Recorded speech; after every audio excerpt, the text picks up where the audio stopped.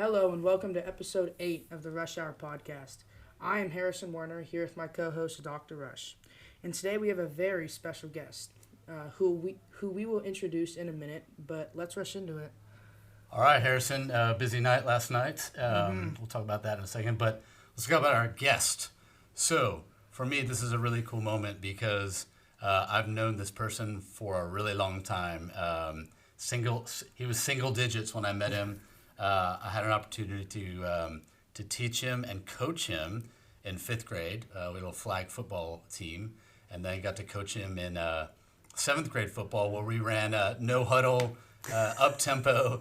He had the wristband calling in plays, mostly because our offensive line was the 70-pound club outside of Josh Becker. Great memory. So, it is Jared Sandler, ladies and gentlemen. Jared is one of the voices of the Texas Rangers. Really great to have Jared here. Spent time doing broadcast stuff back in his California USC days, and has risen to stardom. Is really well known in the area. He and his wife also are really charitable. Work with Dirk Nowitzki in a golf-related fundraising event, and so really charitable, and is a Dallas guy through and through. So, Jared, thank you for giving up time to me and to Harrison. And for me, it's kind of cool just to see two the middle school of the past and the middle school now come together and talk sports. So I'm very excited about today. Well, I'm really happy to be here. First of all, love the podcast. You guys know this because I text you guys, but big listeners. So this is a treat for me. I remember when Harrison was shorter than me. So you talk about the evolution of things, but I knocked the mic. This is really cool for me. Dr. Rush was a really, I think, influential part of my time when I was kind of that middle school age, when you taught and coached me. I think you find that there are teachers and coaches you connect with when you love sports. Maybe it's more coaches, but when you have a teacher who you can connect with on the same level, like your passions, that's really meaningful. And you were that for me. And also, you called one of the greatest plays in seventh grade football. Halfback toss, fake, quarterback keeper against First Baptist. I don't know if you remember this. How many games did we win that year? Not many. Yeah, not many. But I don't know how many points we were down, but a touchdown was going to win. It was like the last play of the game.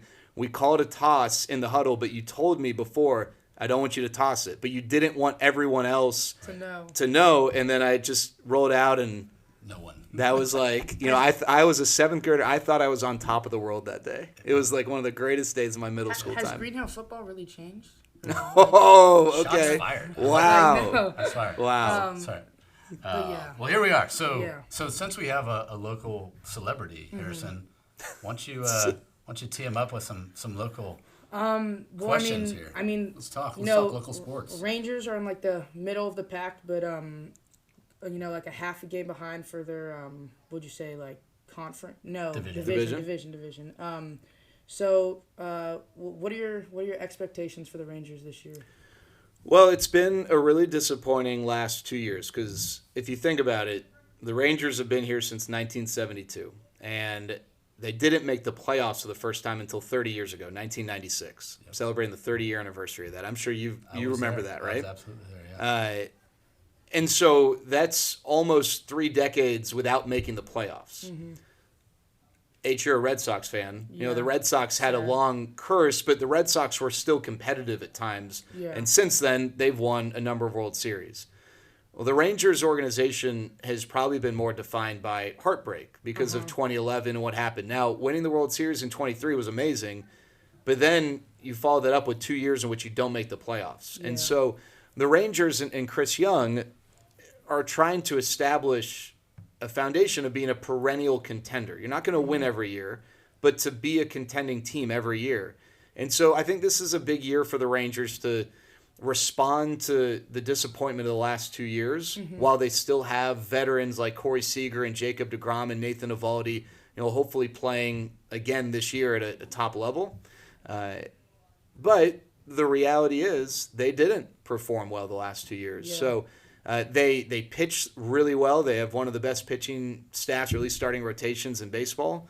The question, oddly, for Rangers fans is whether or not they can hit, because for my whole childhood and really up until the last couple of years, and same with Dr. Rush, it was the opposite. It was, can they pitch enough? It's always been an organization that can hit, and they've got the talent. Like on paper, they should be able to, but for whatever reason, the last couple of years, they've fallen short of that. I mean, I think I see it, like a lot, not even just baseball, but I mean, you talk about like champions. For example, like the Celtics in 24, the next year, last year, they didn't even make it to the, Eastern Conference Finals. So I think it's really hard in professional sports. Obviously, everything is hard in professional sports, but to go back to back, like as a champion, like the target's on your back.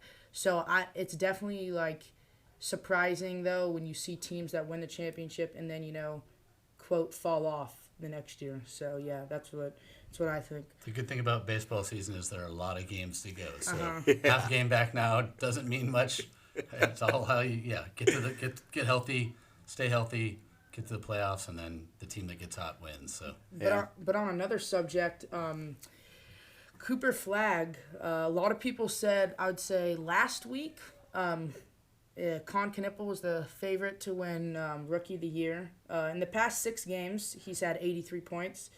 But last weekend, Cooper Flagg in 2 games had 96 points. I think that pretty much secured his Rookie of the Year. So what do you think about that? Well, I know you got to, didn't you go to the game Sunday? Yes. Sunday? What was that experience like? That was sick. He had like 20 in the first quarter. I thought he was going to break more than 50, but he had like 45. Still amazing to watch. Still amazing. That. I mean, it's just fun to watch, and there's somewhat of a silver lining on the on the Luka trade. But it's fun to watch him, and we're fortunate that we get to have a guy like that. I mean, it all worked out. So you don't know yet. You don't know yet, but it's certainly fun to watch, and there's a lot of promise there. And what do you have? 51 points the other day, so that's not terrible. I mean, Luka obviously got them to a championship, but I mean he never really won it. So right. Cooper Flagg can change the narrative. And I will point out, as we look back just really quickly, you and I both said that the Lakers were going to fall short, and then of course over the weekend, lost not only Luka, but 2 best players. But exactly. Lost Reeves too. Maybe for the season. Yeah. So I don't think the Lakers are going anywhere, especially with San Antonio and OKC and in the West. So yeah, for sure. Yeah, that's going to be fun. I really hope San Antonio and Oklahoma City meet up in the playoffs. I think they will, but you never know, like what could happen, injury, what have you. I hope both those teams are healthy, and it'd be great if it was the Western Conference Finals. Obviously, I think it's going to obviously play out that way. That's going to be a lot of fun because Wemby healthy he's pretty ridiculous, and even though OKC probably has the better team overall, Wemby on his own can take over a series. Though, I mean, Wemby's definitely in his career, I think, is definitely going to a championship, if not winning multiple. But I mean, the experience is really like a key factor. So against OKC, who is really young but just is coming off a championship, it'll be really interesting, like you said, to see them match up. Jared, I don't know if you know, but if you listened to last week's show, but Harrison's saying that Wemby could, if he stays healthy, could be the greatest of all time. I said. If he stays healthy. I said, yeah. I mean, I said better than, I think, LeBron's legacy. So, I mean, that's second greatest all time. We'll see. It's, I mean, hey, if he does stay healthy and does what he's doing for the next 15 years. Too early to tell. The thing that, like, I don't want to say I lose sleep over, but I root for greatness, right? Like, I think it's cool to be able to say you got to watch this or that. Like you guys had your Olympics episode and talking about like your favorite memories, and like I wasn't alive for the 1980 Miracle on Ice. I think one of the questions was if you could go back in time, right? Yeah. But it's still cool to hear about it, but gosh, it's so special to like live it or experience it. So like I root, obviously I have my favorite teams, and I don't want my favorite teams to lose in the moment at the expense of a great team or a great player. But if we got to see a guy like Wemby stay healthy, it's just there's no precedent for someone of that size staying healthy for a long period of time. And Same with Chet Holmgren, right? And he's obviously not the level of Wemby, but he's still a really good player. Yeah. I hope those guys can stay healthy because Wemby, like the first game of the year against the Mavericks. I was there. That was Yeah, really I watched on TV. But I mean, that's just like, it was silly. Like, it wasn't, it was like if you created a player on what we used to play NBA Live or something, like, I don't know what the NBA 2K is, what you guys play. And you'd make, 7 whatever, and then like 99 on all the attributes. Yeah. That's like what it was like watching him that game. For sure. Exactly. For sure. Crazy. All right, so this actually leads great into 2 homework assignments. I got one for you, Harrison, and one for you, Jared. So let's connect to the Mavs for just a second. Okay, top 5, and just name the individuals, not the point total. Top 5 scoring games by a Mavericks rookie. Rookie. Okay, number 1.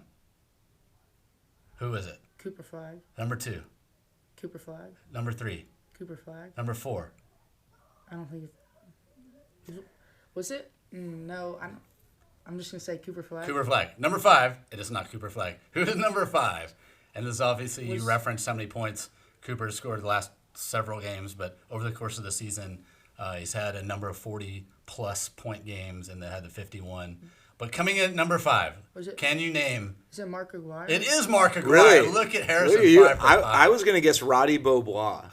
Because I remember he had like one good game that everyone thought like he actually is going to be. Jay Vincent way before both Jay of you, Vincent. but Jay Vincent was also up there. I think he's 6. I got to watch Aguirre and Jay Vincent play back in the day. All right, so Jared, I'm going to ask you a Rangers related question. I'm a little sad for the Rangers offense when you are hoping on guys like Nimmo and McCutchen and some older guys. But Andrew McCutchen hit a home run the other day for the Rangers. And so my question is, the oldest Ranger the oldest player who's wearing a Ranger uniform, who was that? Oldest player to hit a home run, or just in general? For the Rangers. They were wearing a Rangers uniform at that time. Are you talking about? Not right now. You're talking about all time. Yeah. Okay. I don't think Julio Franco played for the Rangers at past that age, did he? He did not. Okay, so, man, this is a good one. And this is just Rangers, not Senators? Just Rangers. So Andrew McCutchen is number 2. Yeah. So that means someone either 39 or 40. Just a little older. My lifetime? Your lifetime. You were alive.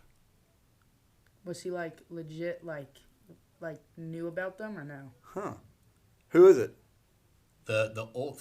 I'll start with before McCutchen. The second guy was Sin-Soo Choo, who was 37. Yeah, that's not like I don't think of that as. I mean, that's old in sports. Okay. Andrew McCutchen is 39. Yeah. The oldest was 40. It was Andres Galarraga. Wow, the big cat. The big cat. So you want to know what's funny about that? I was in Dr. Rush's class when I don't know if you remember this, when we found out that Alex Rodriguez was signing with the Rangers. I do remember this. Yes. We flipped out. I think we found out right before class. Right. And we were both kind of like excited about it. I remember on my composition folder, I just kept writing the terms of the contract, like 12-250. But Andres Galarraga was on that. They signed all these like random veterans, Randy Velarde, Andres Galarraga, Ken Caminiti. All right, Andres Galarraga. I love it. Wow. And then the second part of the question is the oldest player to ever hit a home run in a major league game. Julio Franco, 48 years old, Harrison. Jeez. 48. That was awesome. That's crazy.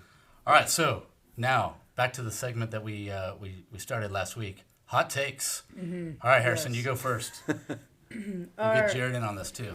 So my first one, they're both basketball. Okay. My first one is that Cooper Flag will be a Boston Celtic before he is 30 years old. Wow. You're just trying to break Mavericks fans' hearts? So I think he's just trying to put that out into the universe as a Celtics fan. So let me explain. So first of all, obviously the Mavs are going to have a great pick this year, but Cooper Flag, he's 19 right now. He has it for 3 more years. He'll be 22 by the time his rookie deal is over. Right. I'm expecting for him to sign a max extension, which will get him for 5 more years. my prediction is if the Mavs, in 5 more years, he'll be 27. If the Mavs aren't in a scenario for winning, and the Celtics are giving him the same amount of money, Jason Tatum will be gone. Jaylen Brown will probably be gone. They're going to be old, 34, 35. That Cooper Flagg is going to want to sign with his hometown team. I mean, that's a good take. Yeah. I like that. I get Listen, Luka can get traded for nothing. Then anything can happen, right? Yeah. Possible.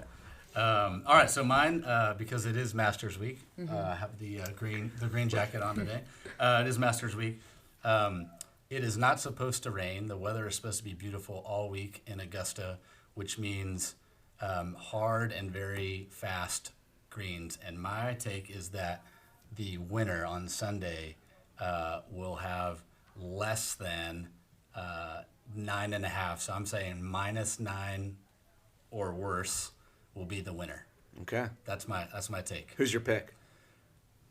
Coach Novikov actually asked me this a second ago when I went down for lunch, and I said it's a little bit homer, but I just, Scheffler's kind of been under the radar this season. Started poorly, and then was too far behind, and then he's taken a couple weeks off here. They just had their second child, so I obviously it's hard to count him out. He's just so good, and then Jon Rahm I think has a good shot at this one. He's hitting the ball well and. Obviously playing live golf predominantly, but he knows the course. He's won. He's those are two guys. I love JT just always. I just like who he is. But I guess I'll can't go wrong with Scheffler, right? Have either of you guys been to Augusta? No. I haven't either. That's one of those I don't know that I'll ever get to go to the Masters. Well, shout out to one of my really, really good friends who happens to be assistant athletic director at the University of Michigan. My good friend Adam Dunn. He was at the national championship game last night, and I texted him this morning on my flight, and I said, "Congrats on another national championship," because obviously he won football 2 years ago. And he's like, "You're gonna hate me, but I got in a car and I've driven all night, and we're going to practice around in Augusta." That is unbelievable. Dude, it's the greatest. You get to watch your alma mater and the university you work for win a natty, and then go to the. Well, he might get a third. What is it next week? Is the Frozen Four? Yeah. Michigan's So yeah. Anyway. Wow. All right. What's your second one? My second one, when Steph Curry retires, which will be in the next few years. He's going to retire as the most influential basketball player in modern basketball history. Which I'm talking, I'd say more honestly, since I know Jordan, such a big impact, and LeBron, but I mean, I think out of everything that's changed, the 3-pointer, even though it was incorporated in the 90s or a little late 80s, I think the way he's changed how people are shooting and the 40-plus shot 3-pointers a game just by a team, I think that's absolutely ridiculous. He doesn't, when I'm talking influence, he doesn't have the biggest shoe brand, or he might not even have the most jerseys bought, but I don't even think he's the most motivational player. But I think the way he's changed basketball, I don't think Jordan or LeBron did more than what he did, honestly. Interesting. I like that take. I think you're right to define sort of what is influential in that, because you could talk about, as you said, shoes or being in movies, or take somebody like Shaq, who obviously continues to be an on-air. Yeah, right. I mean, and he's in commercials, and he's in movies, and he had a couple rap albums back in the day. Did you buy any of them? I mean, I have a song. I only know his birthday because he raps that in it. He was born 3/6/72. But you're right to say influence. What is influence? And I agree in terms of outside shooting. He's definitely made that a big deal. I think even the amateur side of things, you go see a 5th grade game, and they're 3 points. Yeah, it's just it's. I think I don't even know if he needs the next few years. I mean, you could make a case right now that. Well, he's also a really good golfer. It'd be interesting to see if he tries to unreal, right? Tournament there, and then it's Jordan-esque on the baseball front. Anyway, some of these athletes are just they're so good at their one sport, and then you put them in another environment, and they're fine. But some of these guys, they just whatever they want to do. Right. They're so incredibly gifted. Like Unfair. Jacob DeGrom, decided one year in high school to play soccer. He led his conference in goals. He was dunking in 7th grade. Like, it just, ping pong. He's the best. It's like, it's unbelievable. We talked about some GOATs a few episodes ago. Yeah. Bo Jackson was the same. Like, Bo Jackson. Anything he wants, so. What about that girl? Yeah. You're talking about Babe Diedrichs Harris. Yeah. Crazy, Babe but Diedrichs yeah. Harris. I was thinking about even somebody like Tom Glavine, Hall of Famer. Hockey. Amazing hockey player. Yeah. All right, so last one for me is college basketball. On both sides. One, none of the teams that made the Final Four this year will be in the Final Four next year in the men's bracket. And South Carolina on the women's side will win the national championship next year because Dawn Staley is a competitor, and the way that they were embarrassed on Sunday will not sit well with her. And so I think they'll be back. They're always really, really good to begin with, and I think it's mission time for the Gamecocks. We might have to go through the Trojans with Juju Watkins healthy, Jazzy Davidson. USC is now a women's basketball school, guys. That's our says the proud alum. Yeah, no bias there. Yeah, no bias. But I agree with that. I think Arizona. I mean, they're gonna lose some guys, but of course they're gonna get people. I hope to see Duke in the Final Four next year. But like I talked to you earlier, it's just like the experience with all the freshmen. They're getting number 3, 15, and like 10 in the nation, and like 28th in the nation. But I mean, I feel like they get a lot of these guys all the time. So I'll be questioned. I'll see Michigan's losing their best player, Yaxel Lendenborg. But it'll be interesting. I definitely agree with that, though. But UConn, too, man. I don't know. We'll see what happens. It'll be interesting. That's why it's a hot take. Yes, sir. Yeah. All right, so final segment. This is the big one. Harrison and I have been talking about this for a while. We wanted to debut it, but we wanted to wait for a special guest. So we've talked about this in the hallway. We've talked to teachers, people walking by, and the question is, what is a sport? How do you define a sport? What's your definition? So what's your definition of a sport? And so contextually, I remember back when I was in middle school, we had a similar argument, and obviously we didn't know as much. No offense, Harrison. We didn't know as much. And we talked about, you have to be able to play defense, right? You have to have some sort of defense to have it be a sport. But then, of course, there were all kinds of contradictions. So let's just start with some Tier 1, and I'll just ask you guys questions. We'll roll through this. So Tier 1 questions. This is a yes or no. Definition of a sport. Does it have to have a ball involved to be a sport? No. No, I think I agree with that. What about, can it be solo, or does it have to be team? I think it can be solo. I think it's golf and tennis. Tennis, yeah, for sure. All right, so I think, some basic things, right? There's certainly more sports out there that do not have a ball, and there's plenty of sports that are solo and team, whether that's a partner or football, soccer, etc. You have 11 players. So you mean solo? Does solo mean just totally by yourself? Just totally by yourself. No coach, or could you still have a coach? You still have a coach, but you perform by yourself. Like perform by golf, yourself. Okay. Golf is a great example. All right, yeah. All right. So then let's talk about like tier 2. So let's go to the question about defense. Mm-hmm. Does the activity have to have defense in it in order to be a sport? I don't think. I mean, does golf have defense? You can't defend your. I think it's hard for you to I feel like you can't really defend anything in golf. Like, you can defend your score by making it better, but you can't stop someone else from. I think that's a good definition. You can't really stop your opponent from getting a better score than you have, or something like that. Right. So broadening the definition of defense maybe is something like, take golf as a prime example. You can play safe, right? You can be in a lead by 4 or 5 strokes, and you're just basically playing it safe. Mm-hmm. You could argue that that's playing defense, or maybe even defensively, right? And not against another person, like basketball or some other thing. Jared, I'm curious, what on the defense side, what do you think? Yeah, I think in that vein, having strategy. So like I'm thinking the one that sticks in my head, like if I went for a run today, just on my own, I wanted to go run 2 miles, and you asked me, what'd you do today? I don't know if I would feel accurate in saying I was playing sports. But but track and field is, I mean, that's sports. So why? But like if I went to go play basketball, I would say I was just playing some sports today. Like even if I went to go shoot on my own. So like I think in that respect, if I just went for a run, there's no defense involved. I'm just trying to work out. But like unless you're avoiding cars. right. Playing like Frogger. Right. Yeah.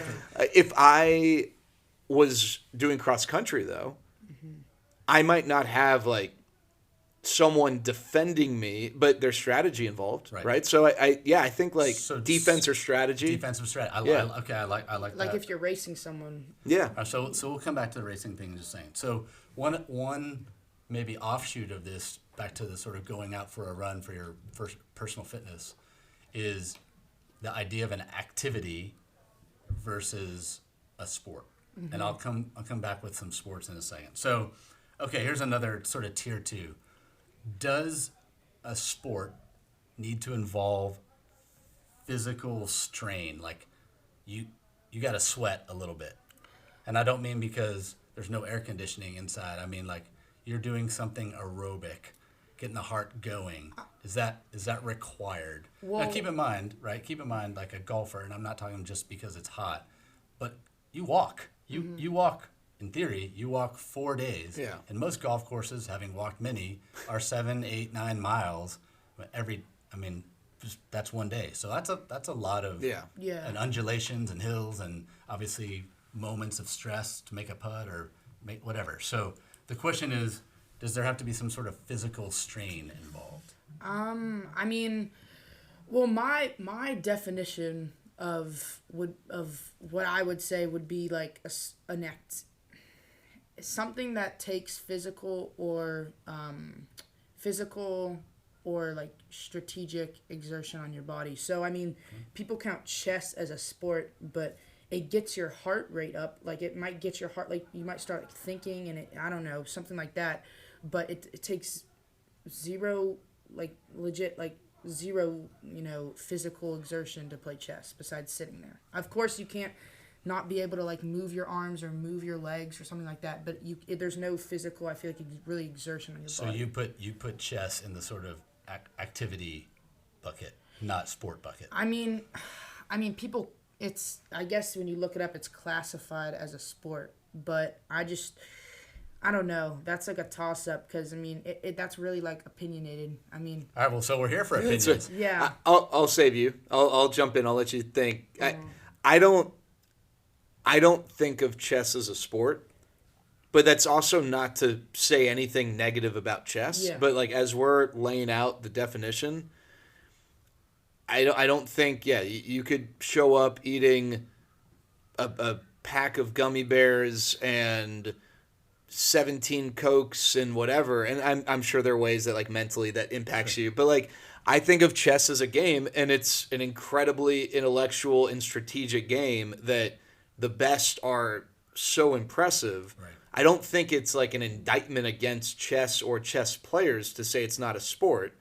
I just don't think of chess as a sport. But you could argue I agree with you, but it's sort of like a mental sport rather 100%, than a physical sport. But I think that's where, like, if there's only the mental side of it, I think that's where it becomes like a game. And I don't mean game like, like childishly. Parcheesi, right? Yeah, like I don't think there should be anything negative about the category of game, but I think it is a game. So you brought up another sort of tier 2 for me is, do you have to be physically fit? Do you have to be in good shape in order to play a sport? I mean... And we're talking physical sport. I mean, I think since we just said that chess is technically not a sport, then it's more like physical.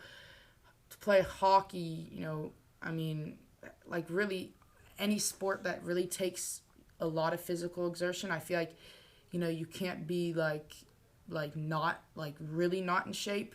I think the only sport, which is not like a negative, not the only sport, I think one of the sports where you don't need to be as fit as you need to be for like, football or even like soccer. I'd say baseball, not as like a shot at baseball, but I feel like you could be a little less fit in baseball than you need to be for like a sport like football or hockey or something like that. I think I probably would agree with you on the baseball thing. Certainly in the, anything before, let's just say 2000, just the year 2000. Yeah, you because there are definitely guys that were like David Wells is the commonly smoking cigarettes or Babe Ruth. Yeah, exactly. You can't be like you can't be. I'm saying you but can't nowadays, be like 6 foot, 500 pounds. Like that's like ridiculous. But Sure. I'm saying you could be someone who is not as fit as a football player or even like a tennis player or something like that to be able to play baseball. Now, baseball arguably is the hardest thing to do in sports, but that's no shot. That's just saying. Well, I think the way baseball is set up too, and Jared, please comment on this, is with the position of DH in particular, there's a spot where you could have an older guy or a slightly out of shape guy, but especially now, 2026. I mean, any place else, you've got to be. It's just a very different, in a good way. You've got to be an athlete. Oh yeah. And I also think there's a degree of the, you mentioned golf 4 straight days. They play 162 games in 183 days. That's just the regular season. Right. That's 3 off days a month, basically. I think they're like a single game in a vacuum. Do you need to be in the same level of condition as a hockey player? No. And hockey's like, that to me is just, it's unbelievable what those guys do. But to do it for, let's just say you play 150 of those games. Oh yeah, for sure. Like that, and I don't even have, I never did it. So like I can't, but Yeah. I see these guys on a daily basis.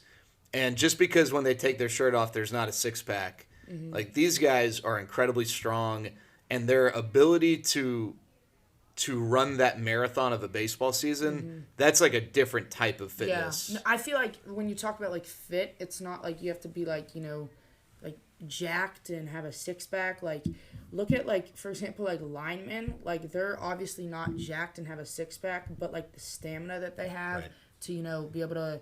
Offensive linemen in the NFL still run. Yeah, they might be that's a different total different. Well, I like what you said about baseball too, because there's the mental part Yeah. of. I mean, you're failing 150 games. You're failing a lot, and so that part is just part of the game, but so mental.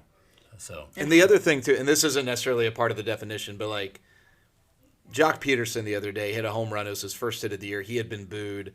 Now Jock has made plenty of money in his career. He's had success. He's won a couple World Series. But like, I think about the mental grind, like for guys who maybe haven't accomplished that, and they are playing for their livelihood or their families. That's right. Guys that come over from countries like impoverished situations, and their success is going to depend or is going to influence whether they can feed family. Like that's like when I go play whatever I'm going to go play, like I go 0 for 17 from 3, like whatever, like not going to impact me. Yeah. I might kick a chair, but like that's the chair's problem, not mine. But like there's like a different level of mental For sure. stress for All right, these so guys. just some quick hitters. This is yes or no, right? So just to finish it up.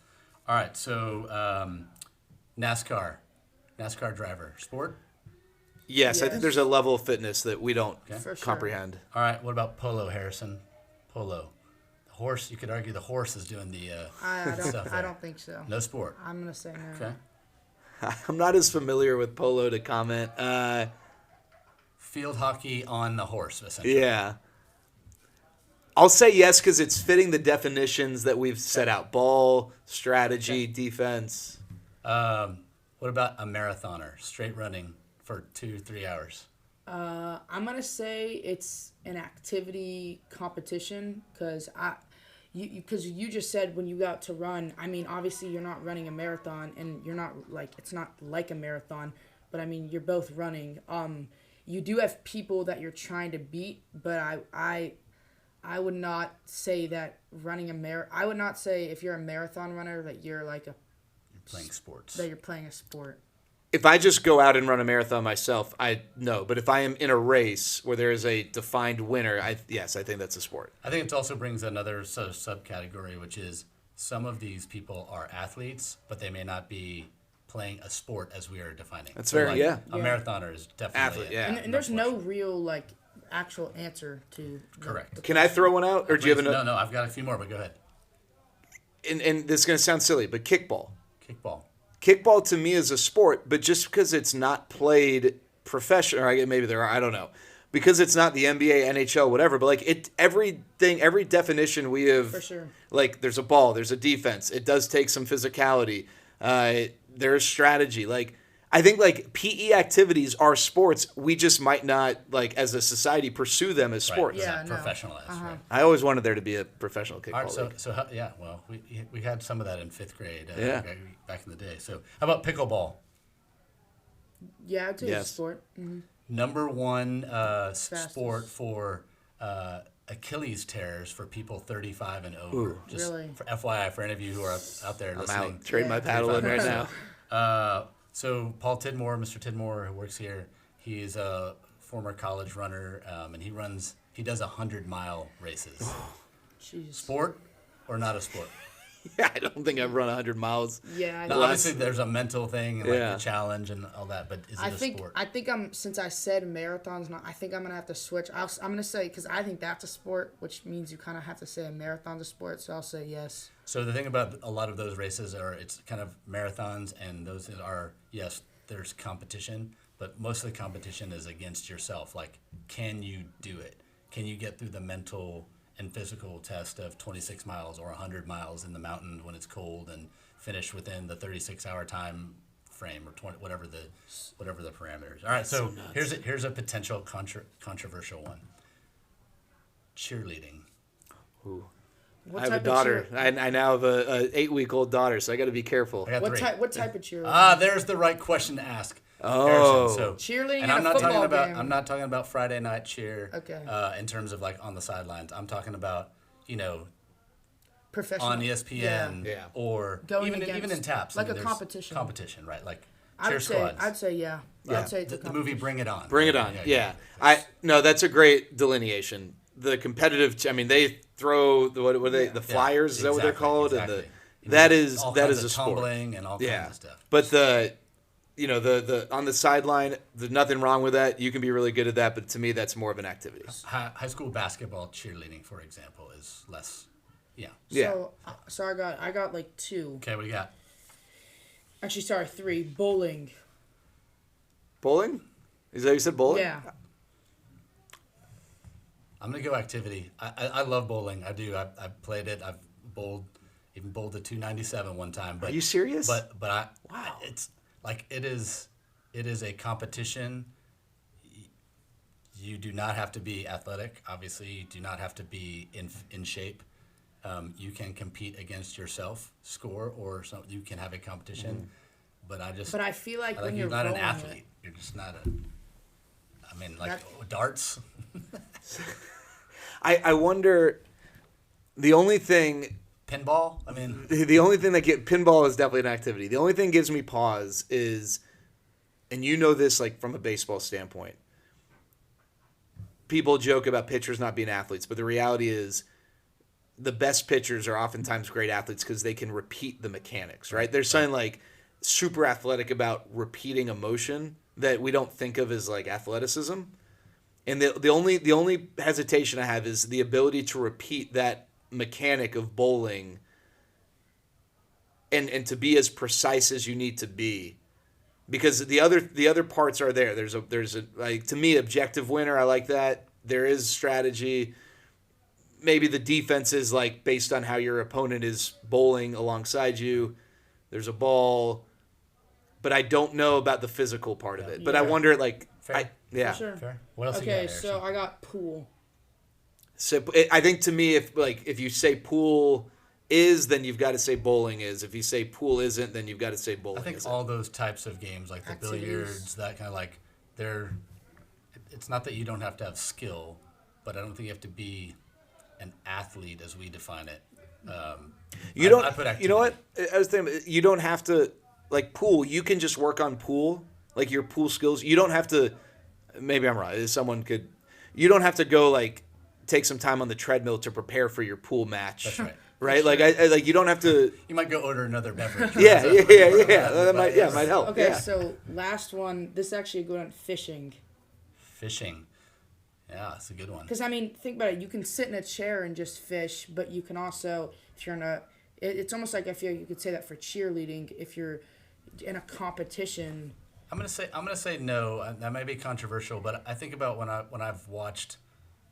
Yes, I have watched this on television. You know, they do the little, like, they move the boat into a spot. They do the depth finder. They know that there are fish below there. Yes, you can throw chum or use the right kind of bait and that kind of thing, but there's really a lot of element of luck there. I don't know.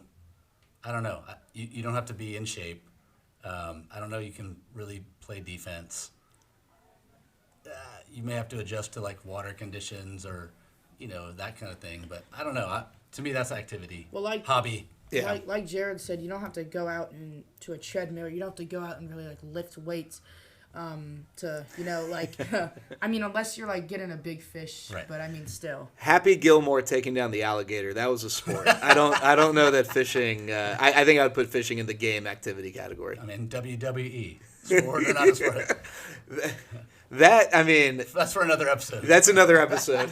Yeah. Because the winning losing thing is a little muddy there. Well, Jared, we know that you're a super busy guy, so thank you for taking time to be with us and humor us and just share your perspective. It's really awesome to see you as an adult, and I talk about this all the time, and now it's happening. So forever I've always thought about, it's not the 10-year-old version or the 18-year-old version of people. It's the 38, 48, 58-year-old version of people that I really care about, and to watch you follow your passion and be really successful and give back to the community and do all the things that I know some of the things that you and your wife have endured. I mean, all that stuff just says everything about the man that you've become, and I'm really proud of you. And so, from a personal perspective, really proud of you, and wish you continued personal and professional success in all you do. Say hi to those crazy brothers of yours from me and your dad. And so, thanks for being with us. Well, yes, thank you. Thank you, and thank you for just being a friend and being a part of my growth and everything. I mean, you Dr. Rush, have been, you've been really influential. I appreciate that. And H, I remember when your dad told me you had this podcast when we were at my nephew's bar mitzvah, and I listened, and it's been a lot of fun listening to you guys do this. And I'm an episode behind. I apologize. Baseball season gets hectic. No problem. But I am a loyal listener, and I love the work you guys are doing. So keep doing it. Thank you. Well, just to finish up the sport conversation, you better watch out, because this guy's gonna gun for your job. Hey, that's fine. Hey, he can be my partner, or he can take my job. I'll spend some more time with the family. Yeah, for sure. All right, we will see you on the next episode. Thanks for joining.